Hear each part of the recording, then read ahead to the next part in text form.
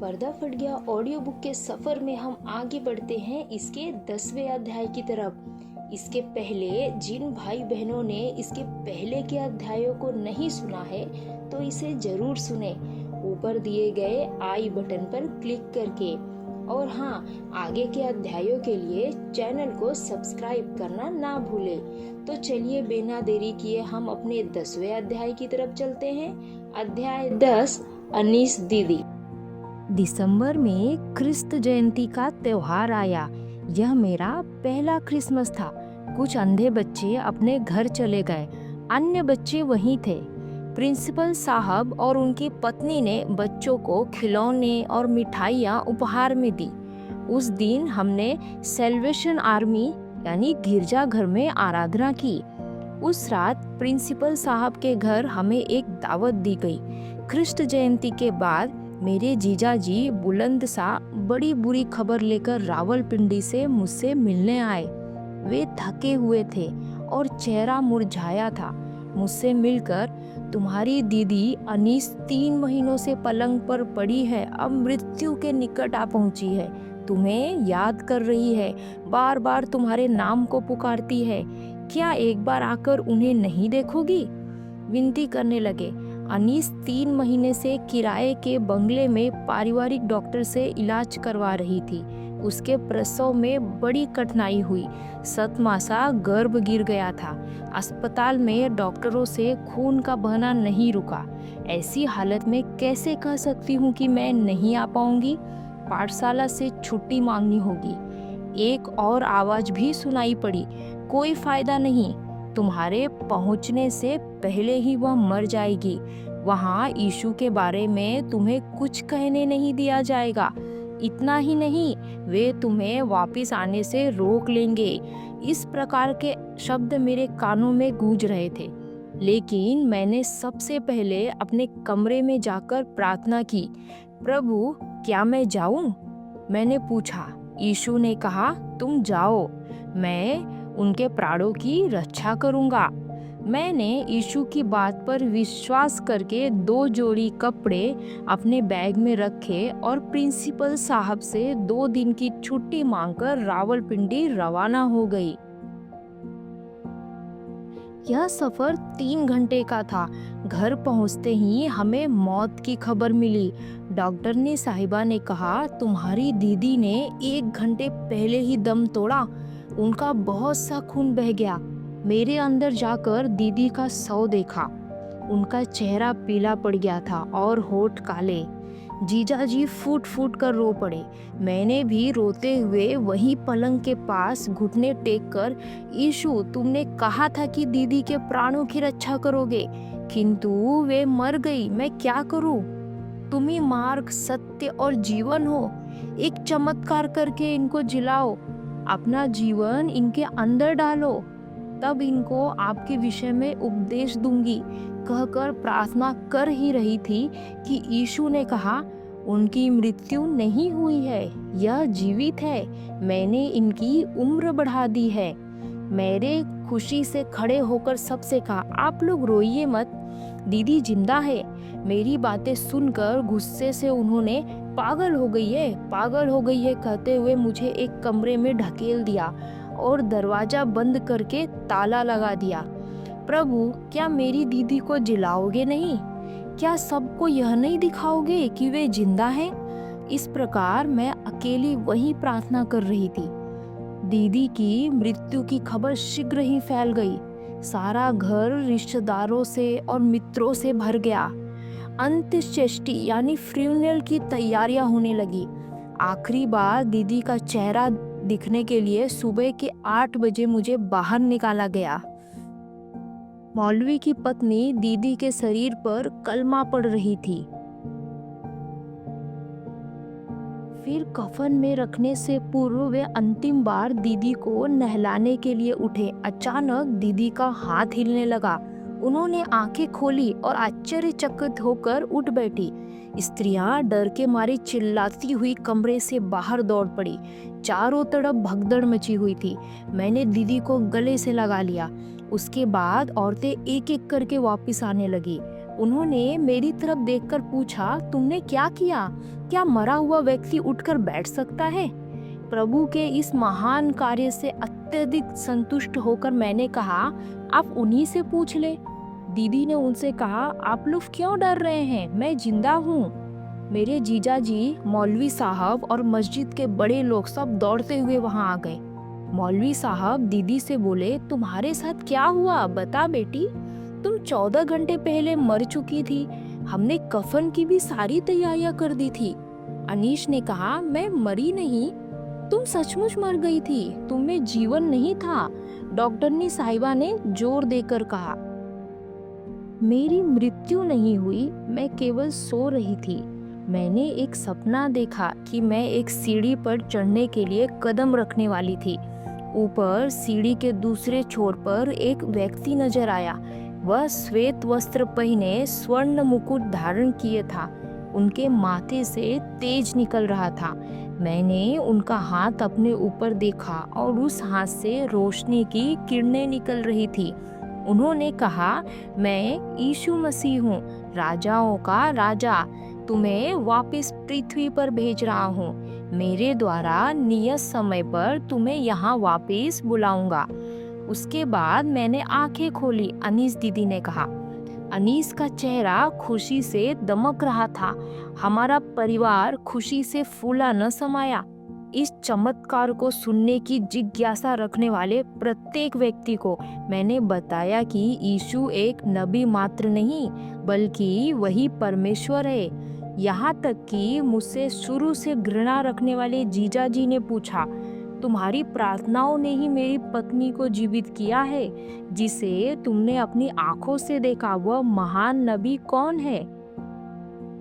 3 दिन पश्चात जब सब रिश्तेदार अपने अपने घर लौट गए, तब मैंने कुरान में सूरा मरियम में यीशु के बारे में लिखित अंश जीजा जी को दिखाया और यीशु द्वारा लाजर को समाधि से जिलाने वाला अंश यूहन्ना अध्याय 11 उसका वचन 43 और 44 बाइबल से पढ़कर सुनाया। धीमे से वे बोले, सचमुच मैं विश्वास करता हूँ कि मरियम के पुत्र यीशु ने मेरी पत्नी को दूसरा जीवन दिया है। वह बड़े खुश नजर आए और मेरे कहने पर सहमत होने लगे। सबसे बड़ा बदलाव अनीस दीदी में दिखने लगा। शांति और संतोष से उनका चेहरा प्रकाशवान था। यीशु का मुझे दर्शन देने की बात मौलवी साहब और उनकी पत्नी को बताते ही उन्होंने द्वेष भरी निगाहों से मेरी ओर देखा। जब कभी हम दोनों अकेले रहते तो दीदी यीशु के विषय में और बताने को कहती। मैंने उन्हें एक नया नियम दिया। उसे उन्होंने मत्ती रचित सुसमाचार से पढ़ना आरंभ किया। उन्हें मैंने यीशु के जन्म और वंशावली के बारे में समझाया।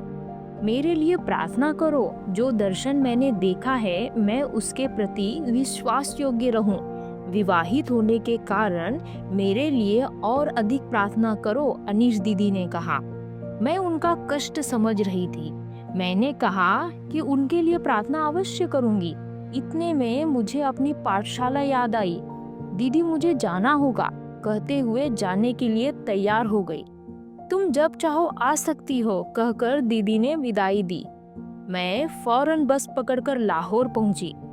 बच्चों से मिलने के लिए उतावली हो रही थी। काम करने का तजुर्बा न होने के कारण छुट्टी के विषय में मैंने बहुत बड़ी गलती कर दी। 2 दिन की छुट्टी मांगकर 5 दिन वहीं रुक गई और प्रिंसिपल साहब ने मुझे काम पर वापस लेने से इनकार कर दिया। क्या करूं, मेरी कुछ समझ में नहीं आया। वह भोजन का समय था, भूख लग रही थी। सर्दियों के दिन होने के कारण जल्दी अंधेरा हो गया। अब कौन उन्हें कहानियां सुनाएगा? उनके बारे में सोचते हुए बहुत दुखी हुई। पाठशाला से बाहर आकर सड़क पर खड़ी हो गई। हे पिता, अब आप ही मेरा सहारा है। सिर छुपाने के लिए कौन सी जगह आपने मेरे लिए निश्चित की है? मैं किस ओर जाऊं, मुझे बताओ, कहकर प्रार्थना की। अपनी दीदी के घर वापस जाओ, यीशु ने उत्तर दिया। मेरे पास सिर्फ बस के पैसे थे, जिससे उसी शाम मैं दीदी के घर पहुंची। उन्होंने गुलशन वापस आ गई, मेरे लिए कितनी खुशी की बात है, कहकर मुझे गले लगा लिया। उनकी दोनों बेटियां उन दिनों अपनी बुआ के घर गई थी। जीजा जी हमेशा अपने काम पर घर से बाहर रहते। मेरे आने से उनकी पत्नी को अकेलेपन का साथी मिल गया, जानकर वे भी खुश हुए। मैं और दीदी परमेश्वर के वचनों रूपी हरी चराइयों में दो छोटे मेमनों की भांति चर रहे थे। उनकी विनम्रता दिन पर दिन बढ़ने लगी। उन्होंने नौकरों पर चिल्लाना बंद कर दिया।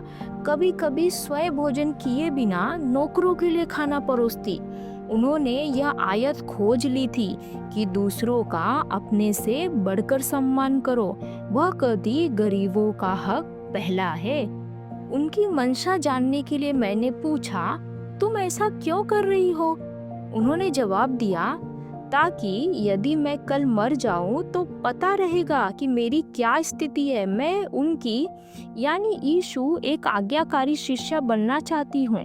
वे कहते, बीबी जी जब से मरकर जीवित हुई है पूरी तरह बदल गई। उनकी दयालुता देखकर वे और अधिक प्रेम से उनकी सेवा करने लगे। एक दिन दीदी ने मुझसे मेरे बपतिस्मा के विषय में पूछा और बड़े ध्यान से इसका मतलब सुनने लगी। हमें यीशु में मरना होगा, वही बपतिस्मा है। तब नए जीवन में प्रवेश करोगी, उनकी प्रजा कहलाओगी। मैंने उन्हें समझाया, तो मुझे बपतिस्मा चाहिए क्योंकि मैं अब एक मसीह हूँ। मेरा मन बदल चुका है। मैं अब अगला कदम उठाना चाहती हूँ, दीदी ने कहा। सुनते ही डर लगा, परंतु खुशी भी हुई। मुझे बपतिस्मा पाने की बहुत बड़ी कीमत चुकानी पड़ी थी, किंतु दीदी की परिस्थिति अलग है। वे विवाहित स्त्री हैं। मैंने सोचा, मुझे हर हाल में बपतिस्मा पाना है, वरना मैं कहीं की नहीं रहूंगी। उन्होंने कहा। मैं उनकी इच्छा के खिलाफ नहीं जा पाई। ईसाई पादरी को बुलाना संभव नहीं था, इसलिए मैंने ही बपतिस्मा देने का निश्चय किया। एक दिन दोपहर को मैंने नौकरानी से स्नान गृह में रखी सीमेंट की टंकी को गर्म पानी से भरने को कहा। साथ में एक तौलिया और एक जोड़ी कपड़े भी रखने को कहा। फिर नौकरानी को बाहर भेजकर हमने दरवाजा बंद कर दिया। उसने हमारी ओर कड़ी निगाह डाली। दीदी को पानी में खड़ा करके, क्या तुम यीशु पर विश्वास रखती हो? मैंने पूछा। अपने पुराने जीवन को यीशु मसीह में दफनाकर यीशु में नई सृष्टि बनकर उनके प्रति विश्वसनीय रहोगी? उन्होंने कहा। उन्हें परमेश्वर के हाथ में सौंपते हुए पिता, पुत्र और पवित्र आत्मा के नाम पर मैंने उन्हें बपतिस्मा दिया। यह हमारे लिए बहुत बड़ी विजय थी। तत्पश्चात जब उन्होंने प्रार्थना की तो एक दर्शन में देखा कि यीशु की स्तुति करते हुए उनके चारों ओर खड़े लोगों के बीच दूतगण इन्हें उठाकर ले गए। मुझे यह बात अब समझ में आने लगी थी कि किसी भी बात को लेकर जब मुझे खुशी होती तो मुझे शैतानी ताकत के आक्रमण के प्रति सतर्क रहना पड़ता। यह कोई अनोखी परिस्थिति नहीं थी। इस प्रकार जब हम दोनों संतुष्ट थे तब नौकरानी ने हमारे बारे में बुरा भला कहकर जीजाजी के कान भर दिए। उन्होंने अपनी पत्नी से बपतिस्मा की बात बहुत गुस्से से पूछी। दीदी उनके क्रोध को शांत नहीं कर पाई। वह क्रूस सलीब को न तो समझते हैं और न पसंद करते हैं। मुझसे इसका और खुलासा नहीं होता। उन्होंने मुझे जीजाजी से किसी प्रकार के वाद विवाद में न पड़ने की सलाह दी। मैं भी उनसे बहस करने में पड़ने से बचकर रहने लगी। लेकिन एक दिन वे सीधे मेरे पास आकर बोले, बाइबल और कुरान में क्या फर्क है? मुझे यह बताओ। सारा फर्क प्रभु यीशु का है। वह एकमात्र मार्ग, एकमात्र सत्य और एकमात्र जीवन है। मैंने उत्तर दिया, बाइबल पढ़ना तो ठीक है, परंतु यह सलीब वलीब की बात सही नहीं है। यहाँ तक कि तुम्हारी बाइबल में भी यही लिखा गया है कि सलीब पर मरने वाला श्रापग्रस्त होता है ना? फिर जो श्रापग्रस्त हो वह दूसरों को जीवन कैसे दे सकता है? उन्होंने पूछा। उनके चेहरे पर विजयी मुस्कान उभर आई। उन्हें लगा अब तो मैं निरुत्तर हो गई। मैं केवल इसी मौके के इंतजार में थी। मैंने उनके लिए 1 कुरिन्थियों अध्याय 1 का वचन 18 से पढ़ा। क्रूस का संदेश अविश्वासियों के लिए मूर्खता है। उन्होंने जवाब नहीं दिया। मेरा साहस बढ़ गया। मैंने यूहन्ना अध्याय 1 वचन 29 से पढ़ा। देखो, परमेश्वर का मेमना जो जगत का पाप उठा ले जाता है। मेरी बहन चुपचाप पास बैठी सुन रही थी। मैंने उन्हें मुस्लिम धर्म की नींव तोरा के विषय में बताया, कैसे लहू की बलि का निर्देश परमेश्वर ने अब्राहम को दिया था, परंतु यीशु के आने के बाद इसकी अब जरूरत नहीं रही। यह मैंने उन्हें उत्पत्ति अध्याय 22 के वचन 1 से 12 से दिखाया। लड़के पर अपना हाथ मत बढ़ा। और फिर यूहन्ना अध्याय 12 का वचन 32 से, मैं जब ऊंचे पर चढ़ाया जाऊंगा तो सभी को अपने पास लाऊंगा। मैंने बताया कि यीशु के क्रूस पर महान बलिदान के कारण हमारे पाप माफ होते हैं। सिद्ध और संपूर्ण बलिदान।